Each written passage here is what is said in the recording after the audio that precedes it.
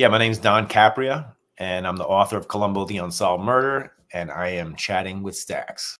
And a major organized crime bust. 23 people under arrest now accused of stealing guns and cash. Today, police revealed 4 organized crime groups are wreaking havoc. From aggravated robbery to kidnapping, burglary, and more. Let's take a look at this. New pictures from court documents in this case. These are a few of the people who have been charged, and investigators say the money, tens of thousands of dollars, is all stolen. FBI, open up! Welcome to this episode of Chatting with Stacks. I'm your host, Bill Stacks, and today I got Don Capria. And did Anthony ever tell you anything about Scarpa? Greg Scarpa. Yeah, we talked a lot about Scarpa because it was directly involved with his father's story. And for those that don't know, I mean, he's probably the first made person in an organized crime family to become a government informant. They called it the top echelon informant. And that was in 1962 or 63. He was arrested for a robbery, and then he started cooperating with the FBI. He is another one. He would have a podcast today if he could, for sure. You know, with the one eye and AIDS, that guy he'd be out there preaching like he was like he's a preacher. You know, his son's got a podcast. It's unreal to me. It's really unreal. We don't value honor. We don't. Those are just their words. And it's sad that these kids are over here excited by these guys because they think they're tough in some way. And I think that just also lends to the lack of masculinity that's out there, is that you really think that this guy is for real. He's serious because he committed crimes and snitched on everyone he knew. And this, even the relatives of it all too, like, I think, first in line was the Sammy the Bull's daughter was on like Mob Wives or something. It's like, yeah, look at me. I'm my father, and all. It's just, it's unapologetic. They're unapologetically proud of these things. And to me, it's psychologically, I don't get it at all. But Scarpa he did a lot of damage. The one of the thing that he did talk to me a lot about, because Scarpa and a lot of the paperwork tried to create, like, he had a close relationship with Joe Colombo. Anthony told me, and he knew that his father never liked Greg Scarpa and never wanted him around. They talked a few times about coming to the house, and he really wouldn't let him in the house. So I think Joe Colombo had a nose for him during the 1960s and really didn't care for him. But he was definitely, I have Scarpa's jacket with the FBI, and he was, he was given information on everything. That's why the Colombo crime family is one of the most publicized crime families, is that, the source information comes from the government informants. It goes to the FBI. The FBI leaks it to the NYPD and the CIB, and then that goes into the press pool. So, it's just, it's like you literally just give the mic to the rat. And now, how do you substantiate any of this stuff?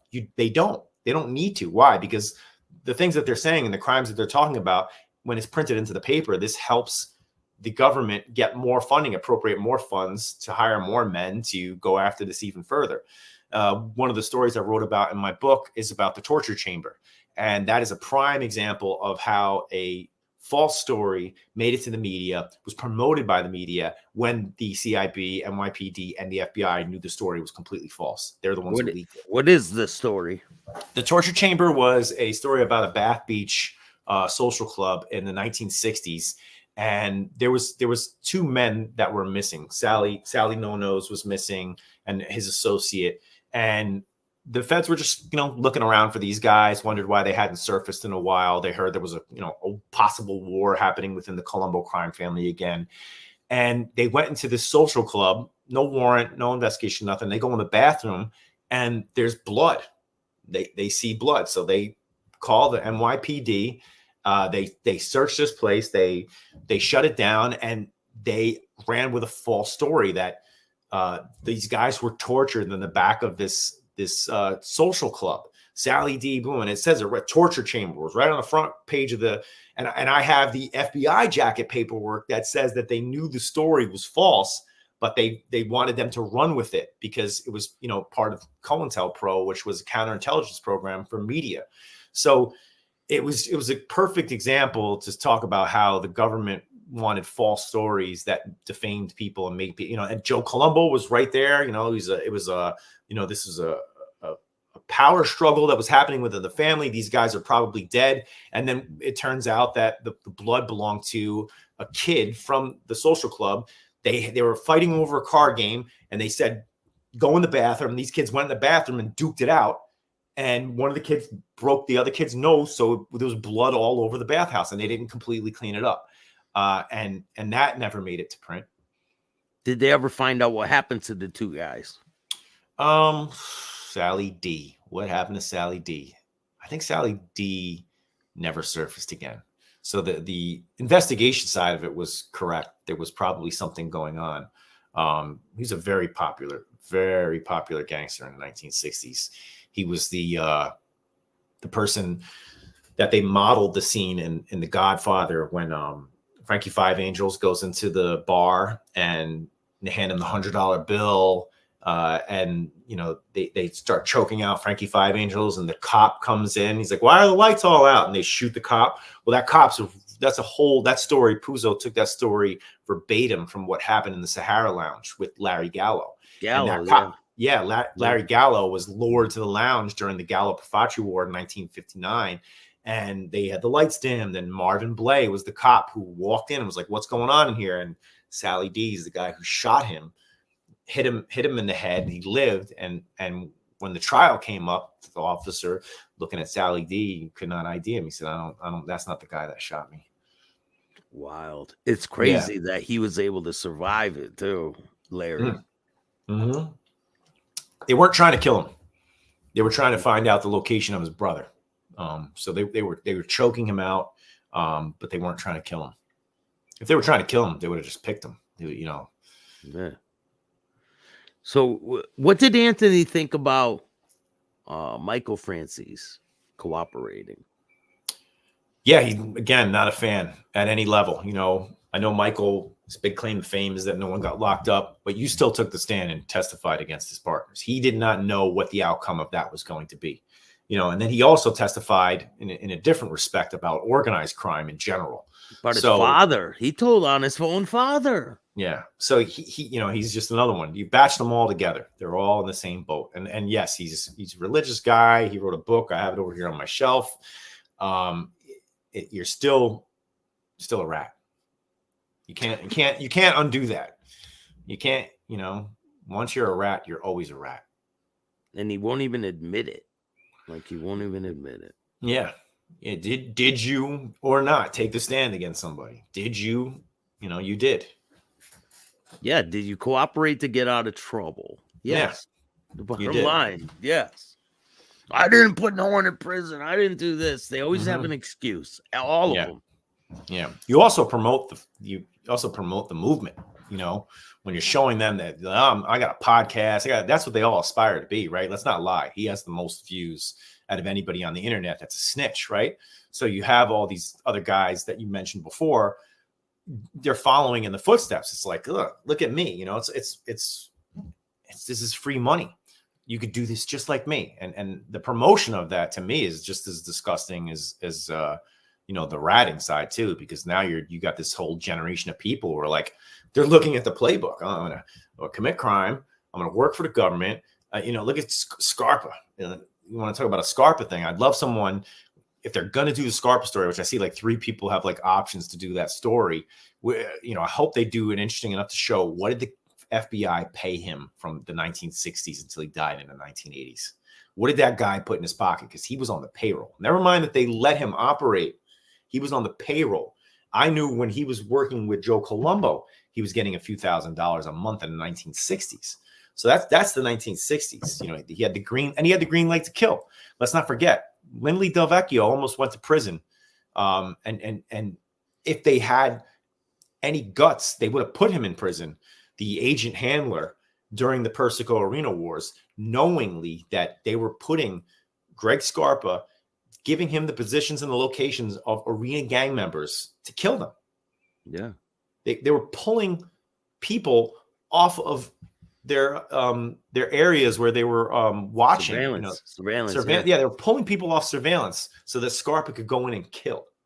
Lindsay Del Vecchio was a conspiracy to murder, RICO, put him in with everything. Those relationships. Do you think Carmine Persico knew that Scarpa was cooperating? Personally, I can never know that, right? You could never know that. Is there a possibility that he knew that his guy was involved with them? He's a smart guy. It could have been known to him. Did he turn a blind eye to that, right? Like what would it be? But personally, I could never say that against him because he lived his entire life by the code and no one ever proved that wrong, right? No one ever got the opportunity to say, this guy knew, he did. But Larry Mazza made a statement that Larry Mazza would know better than me. That's all I got to say. He said Alley Boy and Carmine knew the whole time. Yeah. It's look, the evidence is there. What you will make from it, your hypothesis based on all this evidence, is that he could have. Yeah, he definitely could have. There was a lot of evidence out there that would have said that he knows what's going on. But could I personally say that? No, I can't. You never know. He could have been one of these guys who's like, nah, not him. He's just fucking lucky. Yeah. I hear that Michael Francis paid Carmine Persico a lot of money after he cooperated not to kill him. That's a possibility too. I know that, one of the things too was Persico had talked about the Reno War. Persico. Francesi talked about the Persico and Reno War, like about sides, and he wasn't even involved. Like he puts himself in a lot of stuff. He basically put himself next to Joe Colombo when Colombo was shot. And it's like, no, you weren't. I've reviewed so much footage of that day. You were nowhere to be found. But he was involved in a very interesting story during a protest at the FBI offices on First Avenue, which, I think I wrote about it in the book. It was a time where they actually interacted and had a scuffle with all of the cops. And I know he was there that day. It was always interesting to me, these guys, man, they just can't keep to the facts. They have to go ahead and tell these other stories instead of just like some of the stuff you've done is actually good enough to just leave it alone. But once they knew they had the green light, man, and no one's going to stop them, they just keep on taking. Like, yeah, he handed me some pamphlets and told me, go hand these out. And then I started walking away and I heard the shots behind me. Yeah. And there's blood on my pamphlet. And, it's like, I saw him on the Vlad TV thing. And,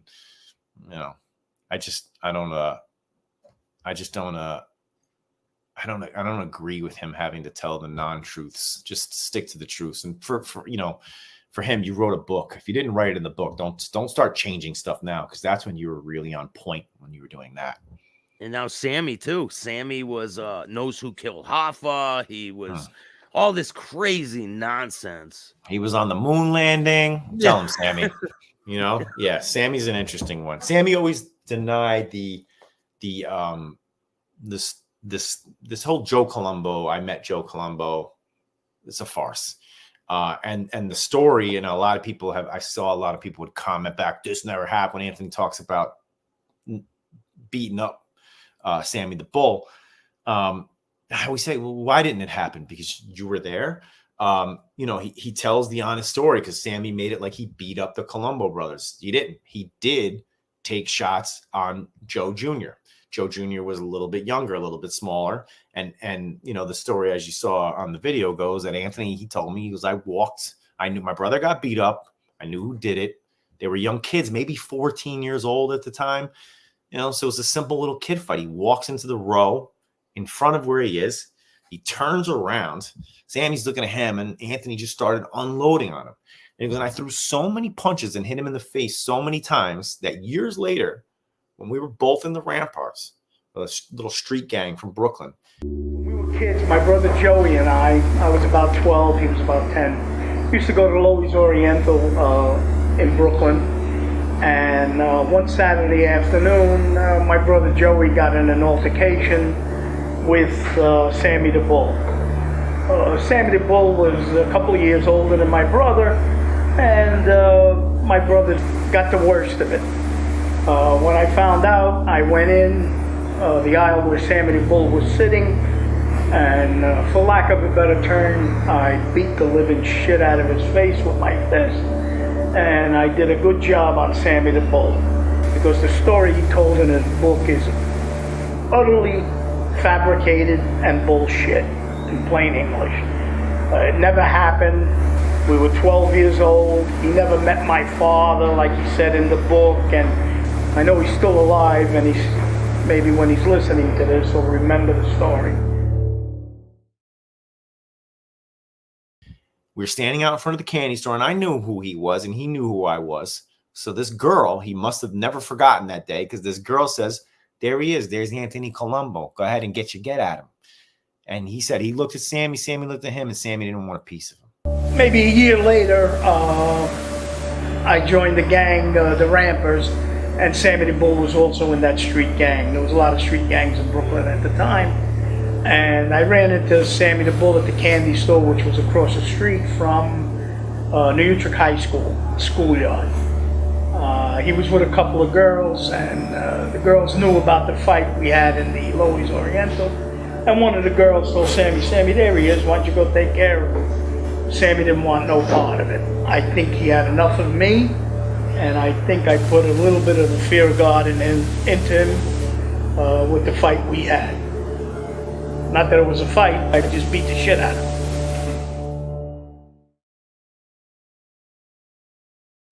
He said, I took the starch out of that kid that day in the movie theater, and he knew that for life. And I wish those two could have went face to face, I guess, Sammy the Bull's living longer so that he has to live with these demons that he has.